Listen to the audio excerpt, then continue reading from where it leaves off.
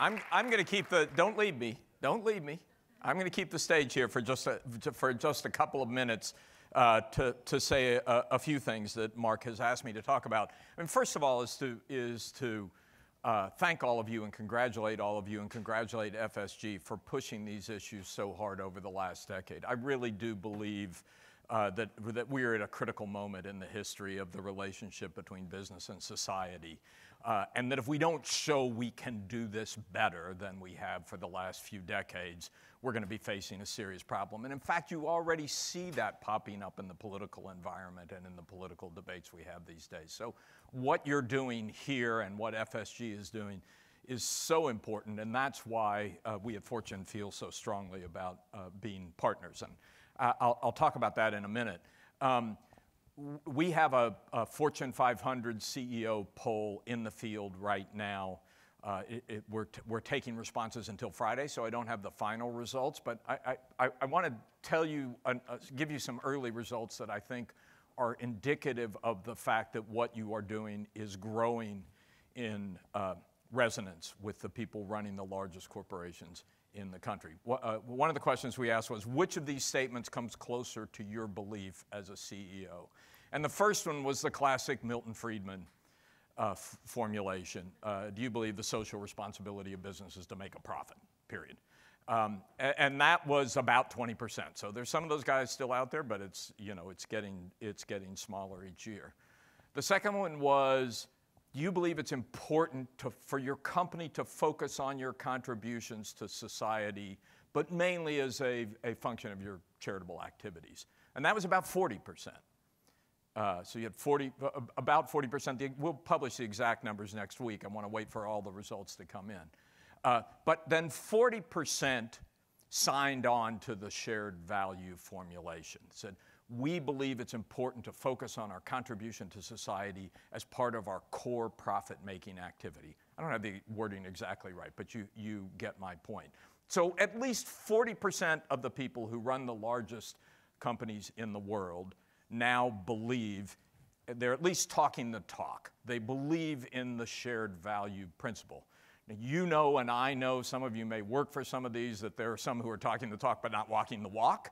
That's a little more difficult, but things are moving in your direction, and I think that's really important, and I think it's happening for all the reasons we talked about with art. It's happening because, first and foremost, when I ask people why it's happening, the first thing that inevitably comes up is because of employees, and particularly millennial employees. The millennial generation is making a difference. You know, before I took the job at Fortune, I worked at the Pew Research Center. I ran the Pew Research Center from 2012 to 2014, and we did a lot of research on the millennial generation at the time. And the things that came out of that was it is a different generation in many ways. Getting married much later than preceding generations, much less likely to be part of organized religion than preceding generations, much less likely to join social organizations in general, you know, not the Moose Club or the Rotary Club or the elite country club or whatever. And what you realize when you look at those numbers is that the employer has become their principal formal connection to society, which I think is part of the reason why they put so much of their hopes and expectations into the employer. They want to work for somebody who is doing good in the world. So employees are number one. I do hear, and more in the last couple of years, that customers are starting to make a difference,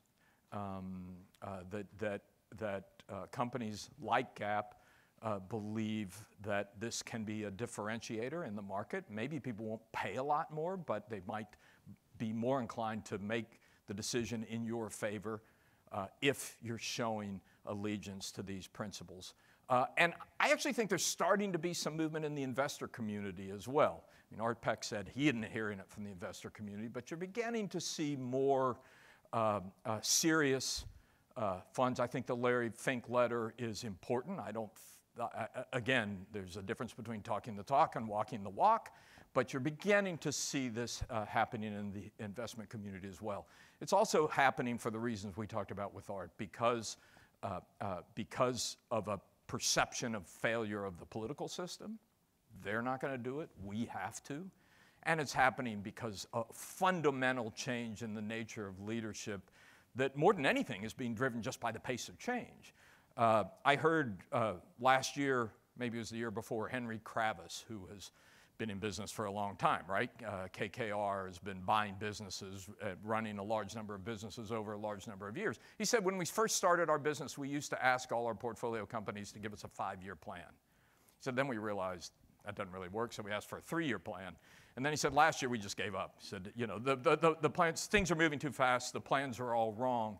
And so leadership becomes much more about setting values than giving direction.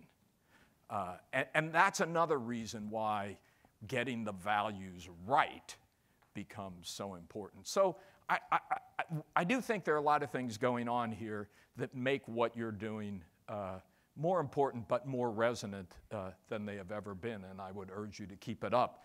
What we at Fortune are doing with FSG, I hope you've heard of it. 3 years ago, Mark? 4 years ago now, we started something called the Change the World list. You know, at Fortune, we had always benchmarked success of companies. The Fortune 500 is the largest companies in the world. We have the fastest growing companies in the world. We have the 100 best companies to work for. We had benchmarked companies in a lot of different ways. But we said, you know, it's time to come up with a list that looks at companies that are making measurable contributions to addressing social problems as part of their core profit-making activity. And that's what the Change the World list does. We work very closely with FSG in vetting the companies. We'll have a new list out in the fall. Would urge you to apply for it, but also urge you to pay attention to it, because we've found that the benchmarking and the lists do have an effect on the motivations of company. They want to be on those lists for all the reasons we've been talking about here over the last couple of days. So thank you very much for letting me be part of this. Thank you for all you're doing, and let me turn the stage over to Mr. Kramer. Thank you, Alan. Thank you very much, Alan. Fortune has been a wonderful partner to FSG and the Shared Value Initiative, and has really broadened our reach and message in ways we never could have done it otherwise. I have a few very brief final thoughts before we invite you to our closing reception. But first, I want to thank a number of people. As you well know, events like this don't just happen. It takes a tremendous amount of work. I want to thank our sponsors, Platinum, Gold, and Silver, who are in your program and help make this conference possible. I also want to thank our partners at the Shared Value Initiative, the Leadership Council, whom we really engage in co-developing with us many of the insights and tools and efforts and articles and so on that we write, our supporters, our associates as well. I want to thank particularly our regional partners who are here from Australia, from India, from Africa, from Hong Kong. We certainly think with this many people from Peru here, we ought to have a Shared Value Initiative as a partner in Peru. And Norway, and wherever you're from, we hope you'll consider bringing this message back home, because ultimately these issues, the social issues, the challenges of society, are local issues in many cases. And the businesses that are local businesses need to be engaged. They need to hear this message, and they need to hear it from their peers. I certainly want to thank, in particular, Shared Value Project Australia and IAG for enabling us to participate in that simulation. It is really heartening that we almost saved the planet. We did not do that well in Australia, I'll tell you that. And my team didn't at all. And I want to thank Impulse Productions, Cheryl and Scott, for making all of this run so smoothly. I want to thank the FSG team, without whom we could not do this. Nicole and Project Rewire and her team, who has shared the exhibit next door and is doing so much work around changing thinking about employment. And in particular, of course, the Shared Value Initiative team, Alicia, Georgina, Stacy, Uli and Umani, who we've borrowed for this conference, and above all, Bobby Silton, our new managing director of the Shared Value Initiative, who has really brought us to a whole new level, and we're deeply appreciative of having her on board. So thanks to all of you. And let me just offer a couple final thoughts. You know, as a speaker, you're conscious of the audience and whether they are with you or not. And the way you tell is by the silence. But there are a lot of different kinds of silences. And I've realized that there are a lot of different messages that have come from this podium over the last couple days. And the quality of silence in the room has been different. The quality of silence when we heard Carlos speak. The quality of silence when we heard Vos talk about saving a child's life. The quality of silence when we heard Kristen's vision for Revolution Foods. And the quality of silence when we heard Michael McAfee bring truth to this room. And what's going on with these different qualities of silence is very personal. It's each of us absorbing in a slightly different way the message that comes from the stage. You know, we learned a new word, I learned a new word at least, onlyness, from Nilofer yesterday. And I think the message that comes across, whether it's in the character of the silence, whether it's in the idea that Aaron talked about fulfillment at work and the importance of that, or whether it is about the centering that Michael talked about, the idea of purpose that we've been talking about and Michael Porter talked about. Each of these is a very personal, individual thing. This is the 9th year we've been running the Shared Value Initiative Conference. I'm not sure it's been as clear to me before how personal shared value is. And I think so much of what we do in the world depends on the framework through which we look, how we frame it. And one of the things I'm seeing is that there are a lot fewer lines separating things than we might have thought. The line between who we are and what we do, the line between what we do and where we work, the line between what our company does and the consequences and impact of those actions on society around us, the line between the success of our business, the success of our society, the success of ourselves. No lines. And it's bringing that different way of seeing the world that enables shared value to be created.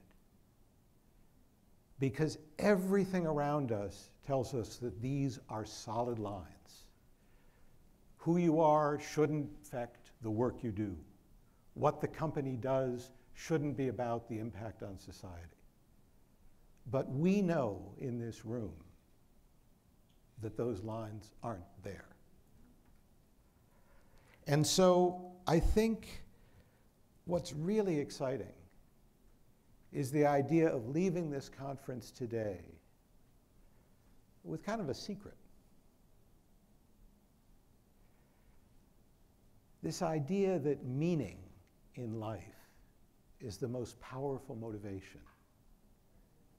And through shared value, through our ability as a single integrated person to create value that is economic and value that is social, can be the core to that meaning. So, as Nilofer advised us, when you leave here, don't try and sell the idea of creating shared value to others.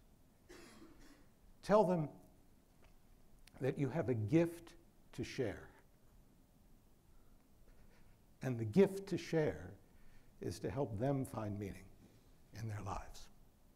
Thank you for being with us.